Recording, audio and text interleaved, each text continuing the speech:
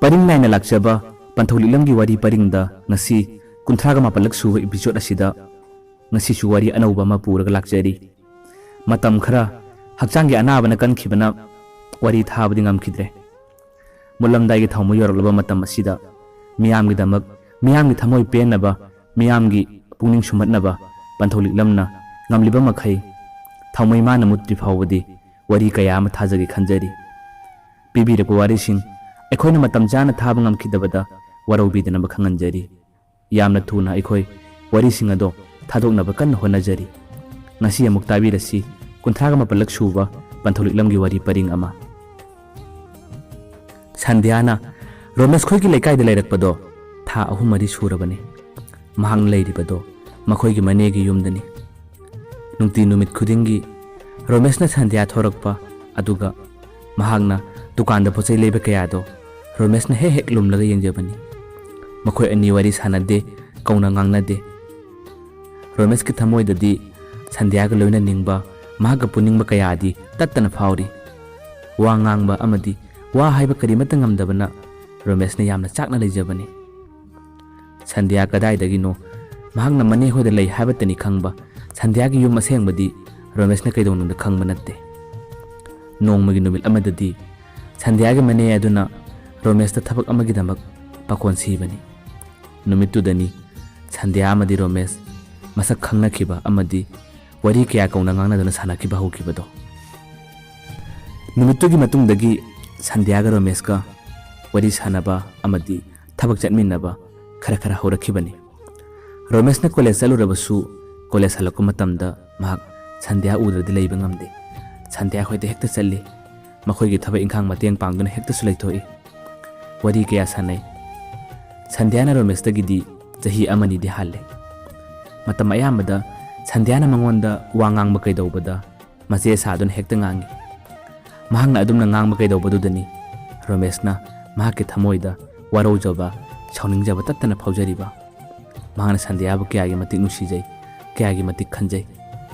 Sandhya dadi mahangna khanjariba kaidoribado karimata khangan badi leite toina loinarakpa amadi pulakpa kaya tawrakpaduna Romesh na Sandhya bu nungsiba asum helakhibani nongma makhoi ani thabak ama chanminaba numittuda Romesh na Sandhya da mahaki thamoigi mahaki pungningi oiba wa kaya phongdokhibani mahangna phongdoklibado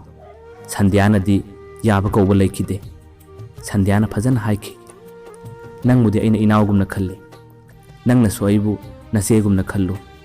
naseda adukuma wakhan khanganu matungda siguma wari saganu haiduna Sandhya na haikibadugi pakhumgi matungina Romesh to numitudagi chak chakhidabani mahak yumdagi phawa mapan thokhidabani tumin hikni hikna kaptuna leikhibani mahangna Sandhya ga kaya pulamba wari kaya sanaramba matawado numit mangani tarukni gi matungdagi di Sandhya na Romesh bu ubu phangkhidre mahak yumdagi su thorakhidre aduga mahak college phawa sakhidrabani mahaki wahai amada mahaki pakhum amada Romesh na asumna tawkiba matawado Sandhya su tapna nungai taba kaya phaurakhi mahak su khangi Romesh na mahak pu asuki matik nungsijai mahak pu yamna khanjai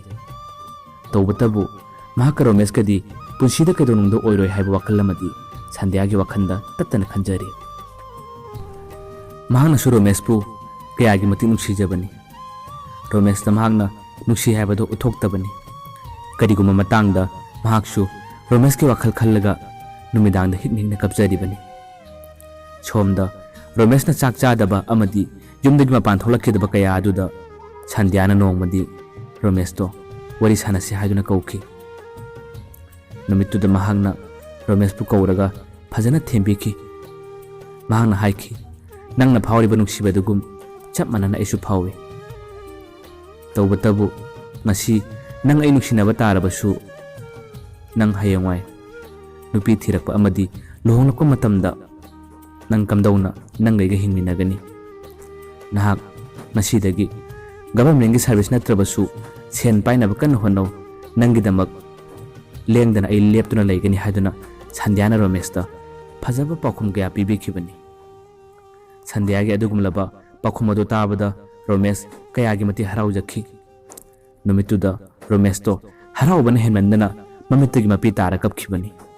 माना संध्यादा हाइकी फरे नंगना अईगिदमक लेपीब तारबदी नंगिदमक अई मतिक चानब होनगनी नाहक कनागुंबा अतोप अमतगी वखन खनगनो हाइदुना रोमेशना याना पाखतचना संध्यादा हाइजखिबनी संध्याना सु रोमेशता फजना हाइखिबनी नंग नत्तबा कनागुंबा नुपा अमगी नुक्सिबगी mummy पुछि चुपगी ओना अईगी थमोइदा थमलोय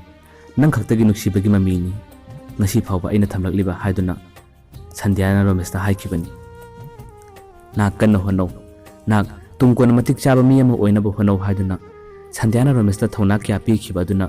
रोमेश ngasiदी संध्यागी दमक महाकी आसादा थबक अमा तौदबा यादे पैसा पाइदबा यादे हाइदुना कन्न होनरखी मखोय अनि वरी कया तोइना फाउनखिद्रे मरक मरकता वरी खरदी सानै महाक पैसा पाइदबा यादे थबक तौदबा यादे हाबसिना महाकी आशा अमोइदुन हिंगलकली सोमदसु संध्या समु वखन मवन मवन खलकली रोमेश का नुक्सिबगी मरी असे कयागी मतिक कंसिलकलीबा करिगुंबा रोमेश की निंजबसे अइना हयंग थुंगनखिदबा तारबदी मांगना करी ओइहौगदबा हाइबा वखन कया खलको मिकुप्ता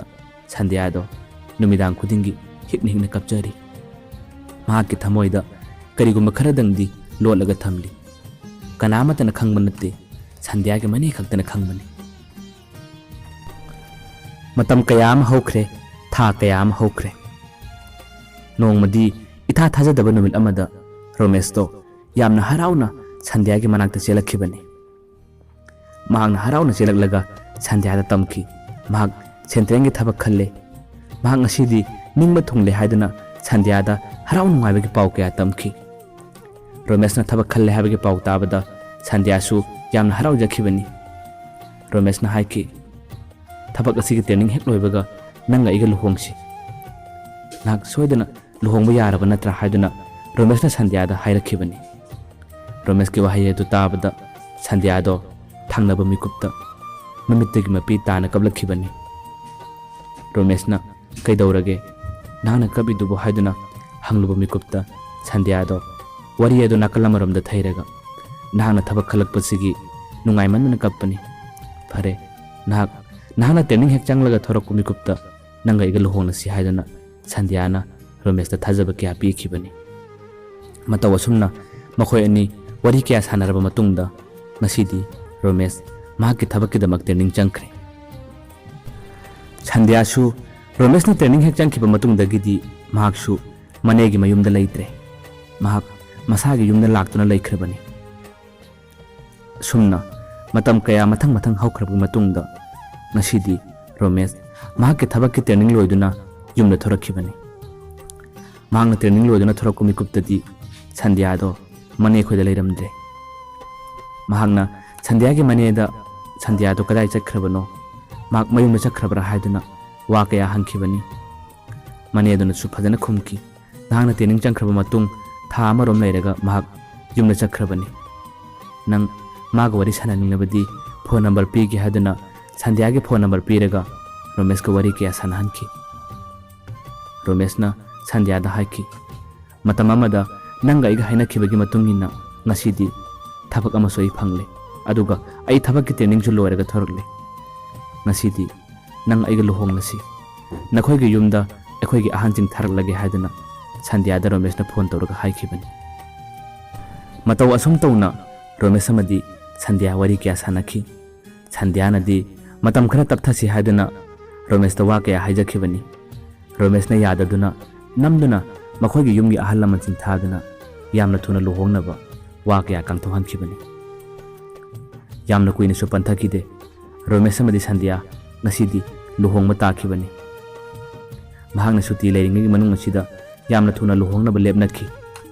यामना थुनासु लुहोंगखी लुहोंगलबा मतुंग सिदनी रोमेशना संध्यागी माइथोंगदा अमदी महाकी थबक थरम कयादा तत्तना अहोंगमा कया उबा फंगलखिबदो संध्याना तौथोरकपा थबक थरम कया हानगी मान मानदे यामना होंगी रोमेशना महांगना तौरिबा थबकसिंग अदो चिंगनबा कया तत्तना फावबा हेलकले करिगुमा मतांगदसु रोमेश लैतबा तंजादा हेक हेक संध्याना फोनदा लोना लोना वरी कया सानबनी रोमेश की चिंगनबा नोंग नोंगगी असुम असुम हेंगलकपनी ꯂꯩꯁꯥꯔꯤꯉꯩꯒꯤ ꯃꯇꯝꯗ ꯃꯍꯥꯛꯀ ꯄꯨꯜꯂꯤꯉꯩꯒꯤ ꯃꯇꯝꯗ ꯁꯟꯙ꯭ꯌꯥꯅ ꯑꯣꯏꯔꯝꯕ ꯃꯍꯥꯛꯀꯤ ꯀꯦꯔꯦꯛꯇꯔꯁꯤꯡ ꯑꯗꯣ ꯌꯨꯝ ꯄꯥꯜꯂꯛꯂꯕ ꯃꯇꯨꯡ ꯑꯁꯤꯗꯗꯤ ꯇꯥꯌꯣꯟꯅꯅ ꯊꯣꯛꯂꯛꯄꯅꯤ꯫ ꯔꯣꯃꯦꯁ ꯁꯟꯙ꯭ꯌꯥꯗ ꯂꯨꯍꯣꯡꯕ ꯀꯨꯏꯗ꯭ꯔꯤꯕꯅꯤꯅ ꯃꯍꯥꯛꯀꯤ ꯑꯍꯣꯡꯕꯁꯤꯡ ꯑꯗꯣ ꯀꯔꯤꯅꯣ ꯍꯥꯏꯗꯨꯅ ꯅꯥꯀꯣꯏꯅꯅ ꯂꯣꯟꯅ ꯊꯤꯒꯠꯄ ꯀꯌꯥꯗꯤ ꯍꯧꯔꯛꯂꯤ꯫ ꯋꯥꯔꯤꯇ ꯁꯥꯟꯅꯕ ꯇꯥꯔꯕꯁꯨ ꯍꯥꯟꯅꯒ ꯏꯃꯥꯟ ꯃꯥꯟꯅꯗꯦ꯫ ꯁꯟꯙ꯭ꯌꯥꯗ ꯌꯥꯝꯅ ꯑꯍꯣꯡꯕ ꯀꯌꯥꯗꯤ ꯔꯣꯃꯦꯁꯅ ꯇꯠꯇꯅ ꯎꯔꯤ꯫ ꯔꯣꯃꯦꯁꯅ ꯁꯟꯙ꯭ꯌꯥꯗ ꯅꯍꯥꯛꯄꯨ ꯀꯩꯗꯧꯔꯒꯦ ꯍꯥꯟꯅꯒ ꯏꯃꯥꯟ ꯃꯥꯟꯅꯗꯦ ꯍꯪꯂꯨꯔꯕꯁꯨ ꯀꯩꯁꯨꯝ ꯇꯧꯗꯦ ꯍꯦꯛꯇ ꯍꯥꯏꯔꯛꯄꯅꯤ꯫ ꯃꯇꯧ ꯑꯁꯨꯝꯅ ꯔꯣꯃꯦꯁꯇꯣ ꯃꯍꯥꯛꯀꯤ ꯁꯨꯇꯤ ꯂꯣꯏꯔꯗꯨꯅ ꯃꯍꯥꯛꯀꯤ ꯊꯕꯛ ꯃꯐꯝꯗ ꯆꯪꯈꯤ꯫ ꯃꯍꯥꯛ ꯁꯟꯙ꯭ꯌꯥꯅ ꯍꯣꯡꯍꯧꯔꯤꯕ ꯃꯇꯧ ꯀꯌꯥ ꯑꯗꯨꯗ ꯃꯍꯥꯛ ꯊꯕꯛ ꯃꯐꯝꯗ ꯀꯨꯏꯅ ꯂꯩꯕ ꯉꯝꯈꯤꯗꯕꯅꯤ꯫ ꯊꯥ ꯑꯅꯤꯔꯣꯝ ꯂꯩꯔꯒꯁꯨ ꯔꯣꯃꯦꯁ ꯌꯨꯝꯗ ꯑꯃꯨꯛꯀꯁꯨ ꯁꯨꯇꯤ ꯊꯣꯔꯛꯈꯤꯕꯅꯤ꯫ ꯃꯍꯥꯛꯅ ꯌꯨꯝꯗ ꯁꯨꯇꯤ ꯊꯣꯔꯛꯄ ꯃꯇꯨꯡꯗꯁꯨ ꯁꯟꯙ꯭ꯌꯥꯗꯤ ꯍꯥꯟꯅ ꯍꯣꯡꯂꯤꯕ ꯆꯥꯡ ꯑꯗꯨꯗꯒꯤ ꯍꯦꯟꯅ ꯑꯃꯨꯛꯀ ꯁꯥꯊꯤꯅ ꯍꯣꯡꯂꯒ ꯂꯩꯔꯝꯕꯅꯤ꯫ ꯔꯣꯃꯦꯁ ꯆꯤꯡꯅꯕ ꯑꯃꯗꯤ ꯁꯥꯎꯅꯤꯡꯕ ꯀꯌꯥ ꯇꯠꯇꯅ ꯐꯥꯎꯔꯛꯈꯤꯕꯅꯤ꯫ ꯃꯍꯥꯛ ꯉꯁꯤꯗꯤ ꯁꯟꯙ꯭ꯌꯥꯅ ꯍꯣꯡꯂꯤꯕꯁꯨ ꯀꯔꯤꯅꯣ ꯐꯥꯔꯒꯦ ꯍꯥꯏꯗꯨꯅ ꯃꯍꯥꯛ ꯂꯣꯟꯅ ꯁꯟꯙ꯭ꯌꯥꯕꯨ ꯂꯨꯝꯂꯒ ꯁꯦꯟꯅꯕ ꯍꯧꯔꯛꯂꯦ꯫ ꯅꯣꯡꯃ ꯁꯟꯙ꯭ꯌꯥ ꯂꯩꯇꯕ ꯃꯤꯀꯨꯞꯇ ꯔꯣꯃꯦꯁꯅ ꯁꯟꯙ꯭ꯌꯥꯒꯤ ꯎꯄꯨ ꯁꯣ ꯑꯗꯣ ꯀꯣꯏꯊꯤ ꯊꯤꯔꯒ ꯀꯔꯤ ꯊꯝꯕꯅꯣ ꯀꯔꯤ ꯌꯥꯎꯕꯅꯣ ꯍꯥꯏꯗꯨꯅ ꯄꯣꯠꯆꯩꯁꯤꯡ ꯑꯗꯣ ꯄꯨꯟꯅ ꯑꯣꯠꯈꯥꯏꯕ ꯍꯧꯔꯛꯈꯤꯕꯅꯤ꯫ ꯃꯍꯥꯛꯅ ꯁꯟꯙ꯭ꯌꯥꯒꯤ ꯎꯄꯨꯁꯤꯡ ꯑꯗꯨꯗ ꯄꯣꯠꯆꯩ ꯊꯤꯕ ꯌꯥꯕ ꯐꯅꯌꯥꯝꯅ ꯊꯤꯈꯤ꯫ ꯃꯍꯥꯛꯅ